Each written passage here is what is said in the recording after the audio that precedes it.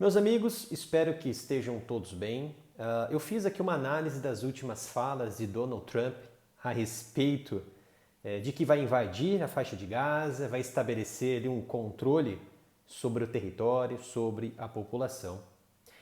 É claro que muitas narrativas estão sendo jogadas contra Donald Trump. Donald Trump também criou ali uma animosidade cada vez maior com os palestinos, com os árabes e com o mundo como um todo, principalmente nos aspectos organizacionais, sociais e direitos humanos. Vamos analisar aqui, de fato, o que aconteceu, o que as falas de Donald Trump representam e será que isso realmente vai ser colocado à prova, tá? Donald Trump ele falou recentemente em um encontro com Benjamin Netanyahu, na última terça-feira, 4 de fevereiro, de que invadirá, de que colocará tropas, colocará o pessoal americano dentro da faixa de Gaza, aquele pequeno enclave que é um reduto ali afastado palestino entre Israel e o West Bank, Cisjordânia, e colocaria também um controle absoluto sobre toda a população, sobre todo o território, nivelaria a faixa de Gaza, ou seja, ele colocaria os prédios atualmente existentes e em ruínas totalmente no chão, iria passar ali o trator em tudo, esticar o solo palestino e construiria ali uma riviera no Oriente Médio, um paraíso ali, uma reconstrução de fato da Palestina. Mas um dos grandes problemas dessa fala de Donald Trump foi que ele estabeleceria um limite populacional dos palestinos na faixa de Gaza. Ele colocou ali uma proposta de expulsar os palestinos para os países vizinhos, por exemplo, Egito, Jordânia. E isso pegou muito mal. As falas de Trump, eu entendi, sem dúvida alguma, entendi as falas de Donald Trump, entendi a colocação dele, quais são as suas intenções, mas isso, para o momento em que as mídias estão contra Donald Trump, as mídias estão a favor de terroristas, as mídias estão a favor de palestinos, isso pegou muito mal.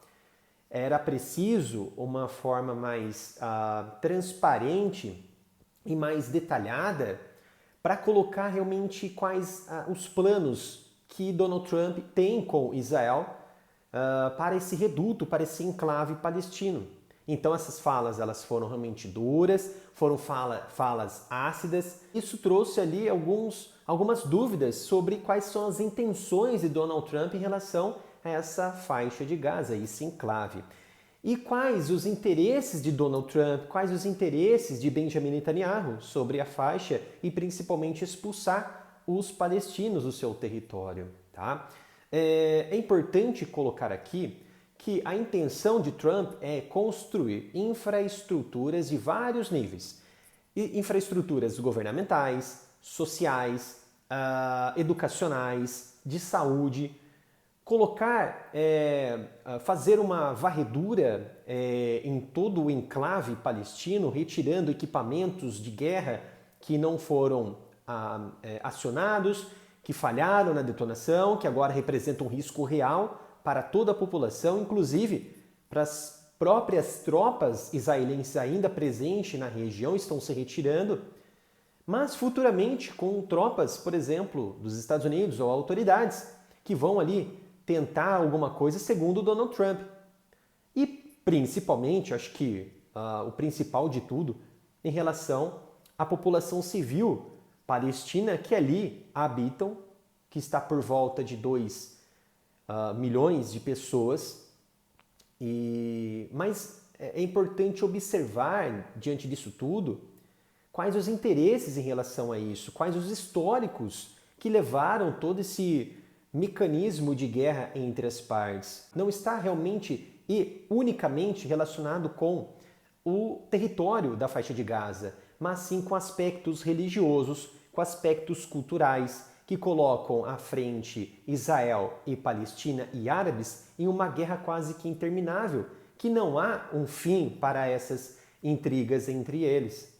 Aí lançam as questões que Donald Trump estaria interessado, junto com Benjamin Netanyahu, no gás que ali tem armazenado no subsolo da faixa de Gaza. Pessoal, a reserva de gás natural ali é muito baixa, a reserva é praticamente insignificante, tá? Isso foi descoberto lá início dos anos 2000. Britânicos ficaram ali praticamente responsáveis junto com uma autoridade palestina para fazer a extração, fazer todo o processo de produção, né, do gás e assim comercializar para ajudar o povo internamente, o Palestina, né, todo o povo palestino, mas com o poder de exportação seria muito inviável pela baixa quantidade e também pelos gastos que seriam feitos para tentar tirar esse gás ali da faixa de gás e colocar para fora, colocar para outros setores para exportação. Veja bem, os Estados Unidos têm um problemão hoje lá na região do Alasca, em que tem uma reserva de aproximadamente 200 trilhões de metros cúbicos de gás natural a serem explorados. Então, qual que é o interesse hoje dos americanos e também dos israelenses em relação a isso?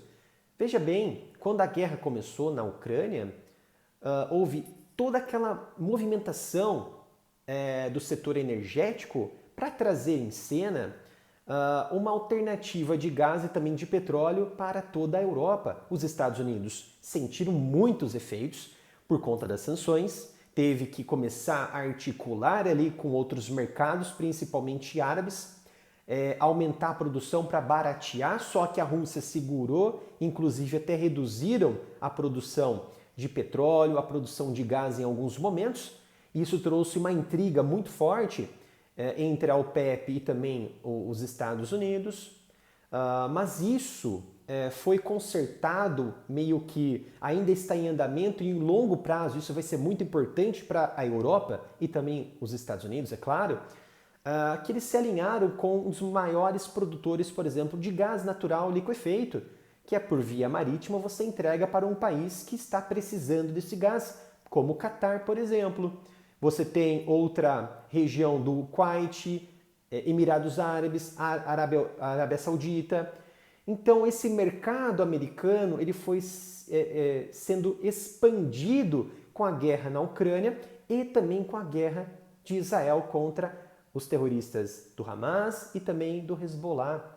Então, por que Donald Trump estaria tão interessado nessas reservas? Então, vamos destacar isso da nossa análise.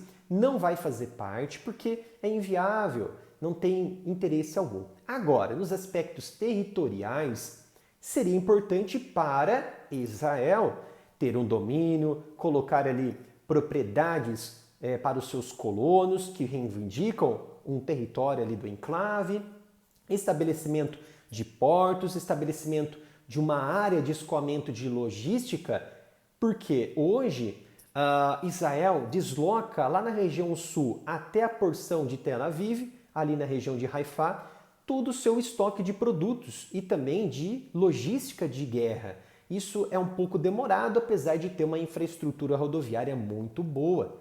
E também tem diversos estoques posicionados de armamentos, de mísseis, de interceptores em ambas as regiões, norte, sul e também leste do Estado israelense.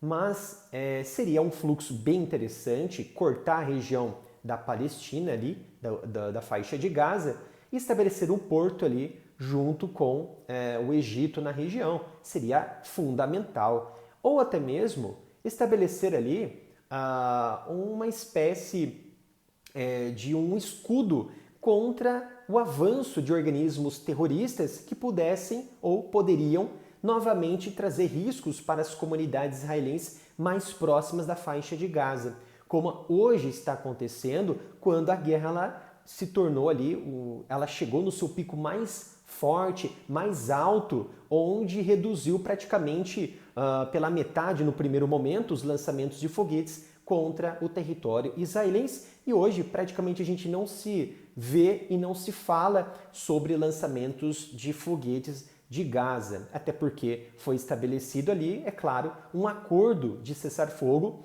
por um tempo determinado para fazer reajustes ali de trocas de reféns e também a liberação de prisioneiros terroristas da Palestina que estão presos hoje dentro de Israel. Então, as falas de Donald Trump soaram realmente, particularmente, na minha análise, muito ruim, foram muito ácidas. Que Trump deveria ter feito?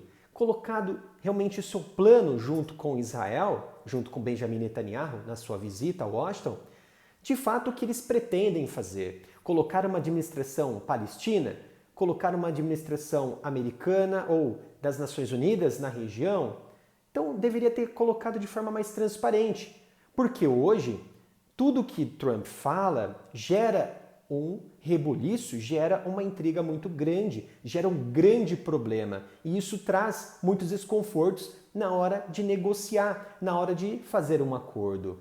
É claro que desde o início da campanha presidencial, tudo que Donald Trump falou, deixou de falar, ou seus gestos, as suas ações como candidato e agora como presidente, meus amigos, não mudaram. As falas, os comportamentos, as ações, as promessas, elas continuam a mesma. Então ele não está cometendo, por exemplo, um estelionato eleitoral. Ele está cumprindo realmente aquilo que ele prometeu fazer e com um tom ácido. É claro que nessa situação que envolve um território disputado, questões religiosas, questões territoriais, pessoas que estão desabrigadas, que saíram de suas casas por conta da guerra, por conta de terroristas que invadiram Israel em 2023, é preciso tomar sim cuidados nessas palavras. Trump errou, na minha visão ele errou. Mas por que não fazer isso junto com os palestinos? Isso que eu não entendi. Por que retirá-los? Porque vão impedir o trabalho do Ocidente, o trabalho israelense nessa região e vai ter ali possibilidade de o organismo terrorista Hamas usar esse povo para impedir esse avanço de uma reconstrução da faixa de Gaza. Sim, tem essa possibilidade. Mas aí entra em cena acordos para estabelecer líderes dentro da Palestina para trabalhar em conjunto com os Estados Unidos, Israel, as Nações Unidas ou outra nação para estabelecer infraestruturas e uma governança que seja em prol, é claro, dos palestinos, sem o domínio, por exemplo, dos americanos e também dos israelenses nesse enclave. Porque já é uma situação caótica, já é uma situação de intriga e de guerra, tanto territorial quanto religiosa, social, cultural. Espero que tenham gostado desse vídeo. Não se esqueça de se inscrever, ativar as notificações e não perder o próximo vídeo aqui no canal.